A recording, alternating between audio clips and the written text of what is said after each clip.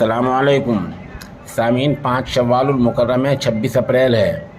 خبر کا عنوان ہے نکسلیوں کے بم دھماکہ حملے میں فوج کے 11 جوان مارے گئے۔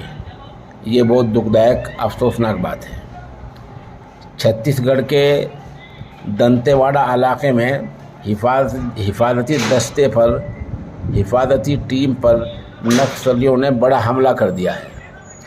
یہ حملہ IED دھماکے کی وجہ سے ہوا ہے، جس میں 10 جوان جو مادر وطن کی حفاظت کر رہے تھے اپنی جان سے ہاتھ دھو بیٹھے ہیں، اور ایک ڈرائیور بھی مارا گیا ہے۔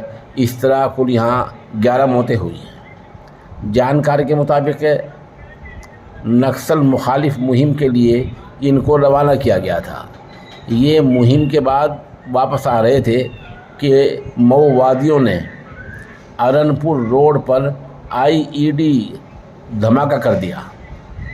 اس IED دھماکے میں یہ 11 جوان مارے گئے ہیں، ایک ان میں ڈرائیور تھا اور 10 فوجی تھے۔ اس کے بعد چھتیس گڑھ کے وزیر اعلیٰ نے بیان دیا ہے کہ نکسلیوں کو کسی بھی قیمت پر نہیں چھوڑا جائے گا اور ڈھونڈ کر ٹو کر ان سب کا صفایا کر دیا جائے گا۔ پتہ چلا ہے کہ ملک کے وزیر داخلہ امت شاہ نے بھی وہاں کے وزیر اعلیٰ سے فون پر بات کی ہے اور ہر ممکن مدد کی یقین دہانی کرائی ہے۔